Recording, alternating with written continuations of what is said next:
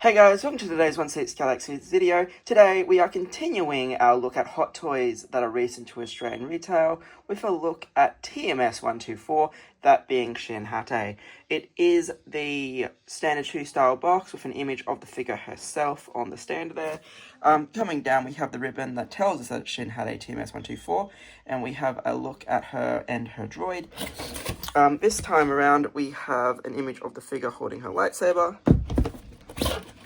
And then the side of the box just reminds us that it is Shin. Like always, we are going to get the art card. This one is that same image of her holding the lightsaber with two hands in a battle-ready pose, just with a nice background, and then our logos and things there as well. Alrighty, when you take her out, she's going to have two relaxed hands on her. In addition to that, she is going to have the lightsaber holding hand. You can see that the hands are done in a sculpted glove type effect that looks really, really nice. Definitely a unique design to what we're used to, and we can see some weathered armor there, looking very metallic despite being plastic. We also have this kind of angry force type of a hand, pulling someone to her perhaps.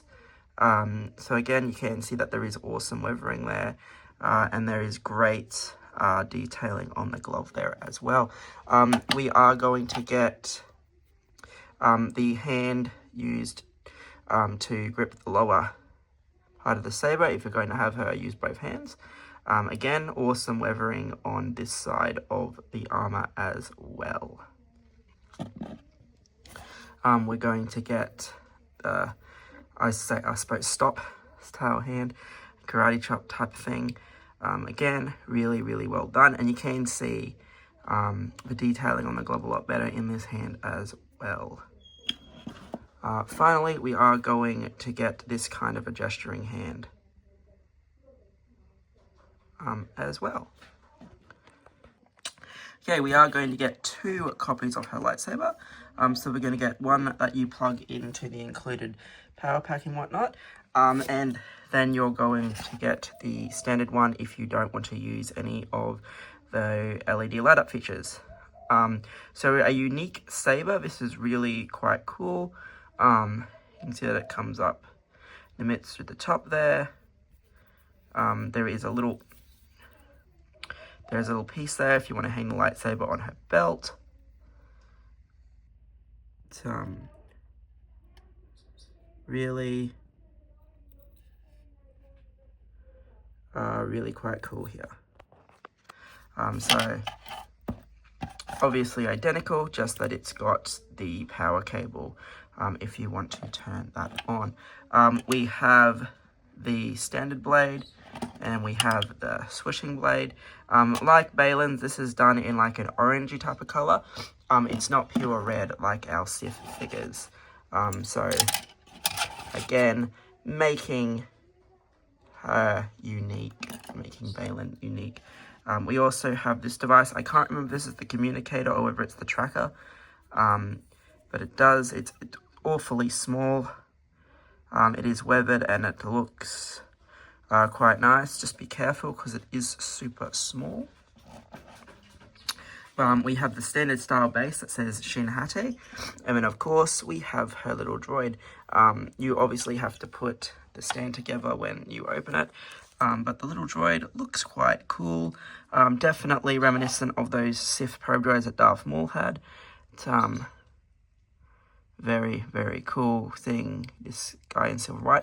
It's also a lot more sturdier than the Sith one.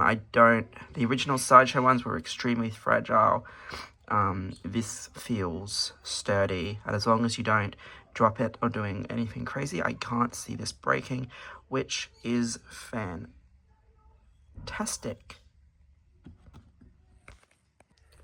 We will touch more on this later, but we also have her cloak that has a wired hood and wire running down the sides of it.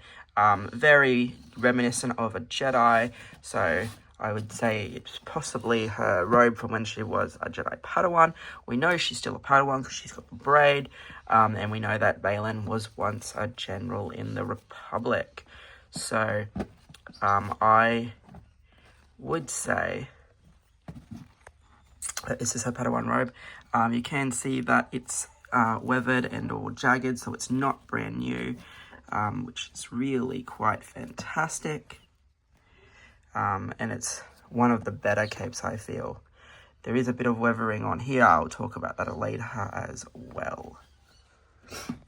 Alrighty, let's get to Shin herself. So you can see that she has quite a nice, they did quite a good job with the bob there. And then we have the Padawan braid coming down.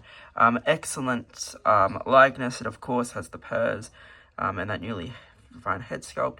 You can see that she looks like she steps straight out of a medieval film, something like Highlander or something. It is fantastic. I love this look. It shows that she's more of a knight, or like a Templar, I suppose. But she is just a learner. She's got that braid. We'll go over all the weathering and stuff soon. This here, I feel like I get why they've done it. They've added extra weathering to it. But like this little patch that she's got on the robe, I feel like it's out of place and it detracts from the overall look of the figure. It's not terribly done, but I just reckon if you're going to leave most of it clean, don't just put one random patch of weathering on it, just leave the whole thing clean. But yeah, really like this sculpt. They did a fantastic job on this. The boots are going to make her a bit bottom heavy. They are quite large, and that they are, this bit here is sculpted over, so you are going to have separate boots there, which is fantastic for the ankle articulation and whatnot. Just makes her a pain to stand without the stand. So you can see that, again, the armor is ridiculously well weathered. You can see the gauntlet with the controls there. We can see more of that medieval armor on the side. Coming down, we see those boots that she's got the extra armor tied to. Fantastic.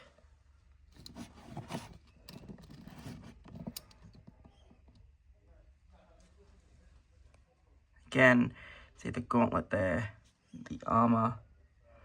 This side being very nicely weathered as well. Coming down, we see those boots.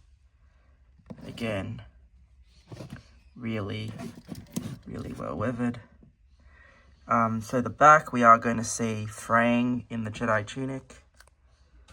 And then we're going to see the unique zip or clasp, I suppose, holding her tunic on. Which again, just looks great.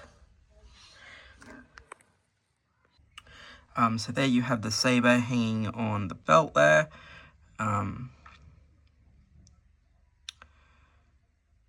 Again, just really nice. Mine does have a little extra phrase there, you can see. I'm pretty sure it's intentional. I'm not going to pull on it or take it off or anything in case it starts to fray more of the costume, but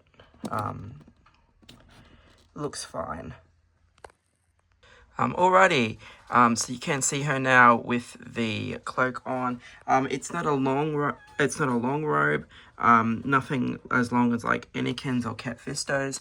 I think perhaps they've done that intentionally to show that perhaps it is a robe that she's had for a very long time, since leaving the Jedi Temple, and it would make sense that she wouldn't be able to find a larger one because there wouldn't be any Jedi robes to get. I feel like it's almost a shame putting this on her, hiding that awesome armor. You can, of course, use the wiring to tuck it back. It's also going to be one of those cloaks that you want to remove the head sculpt on to make sure that you get it fitted properly. And of course, I've just kind of moved it out of the way of the wiring so it's not futzed or anything. But it does look pretty decent once you've had a little play around with it and adjusted the wiring to where you want it and whatnot. The head sculpt, just because like that new adapter with the purse system, like always, it is a little bit of a pain to swap out again and again and again. I would probably be cautious of the robe staining her neck, as that tends to happen with figures like Jedi Luke, etc. Bat flick and things like that. So just keep an eye on that one. But other than that, I think this is going to be a pretty cool figure, and I'm definitely glad that I've picked her up. It's always good to grab Jedi, Sith, or just, in this case, Nomads. I'm really excited to see where they end up and if they connect to the world between worlds, etc. Anyway, guys, this has been our look at Shin Hati TMS 24. Hopefully you enjoyed the information in this video. Keep an eye out for more videos.